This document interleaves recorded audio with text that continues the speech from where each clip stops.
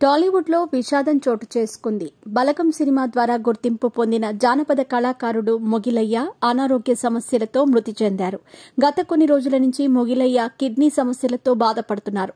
వరంగల్లోని ఓ private ఆసుపత్రిలో చికిత్స తీసుకుంటున్నా ఫలితం లేకపోయింది. కిడ్నీలు ఫెయిల్యూర్ కావడంతో ఆరోగ్యం తీవ్రంగా విషమించి ఈ రోజు తెల్లవారుజామున ఆసుపత్రిలో మరణించారు.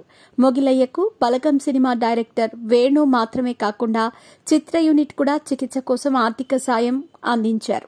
మెగాస్టార్ చిరంజీవి కూడా మొగిలయ్యకు సాయం అందించారట.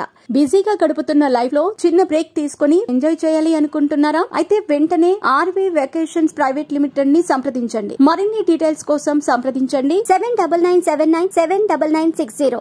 మొగిలయ్యకు 2 కిడ్నీలు సరిగా పనిచేయటం లేదు. దీంతో వైద్యులు వారానికి 2 సార్లు డయాలసిస్ చేశారు. ఇలా చేయటం వల్ల ఆయనకు గుండె సమస్యలు కూడా వచ్చాయని కుటుంబ సభ్యులు అంటున్నారు. వరంగల్ జిల్లా నర్సంపేటలోని దొగ్గింటి గ్రామంలో మొగిలయ్య జన్మించారు. బుర్రకథలు చెప్పుకుంటూ మొగిలయ్య జీవనం సాగించేవారు. ఇది వాళ్ల పూర్వీకుల సాంప్రదాయమని దీన్నే వృత్తిగా కొనసాగించారు. ఇలా వచ్చిన ఆదాయంతోనే కుటుంబాన్ని పోషించారు. ఇలా బలగం సినిమాలో అవకాశం వచ్చింది. మొగిలయ్య దంపతులు సినిమా చివరలో పాట పాడారు. ఇది మంచి హిట్ కావడంతో పాటు గుర్తింపు కూడా లభించింది.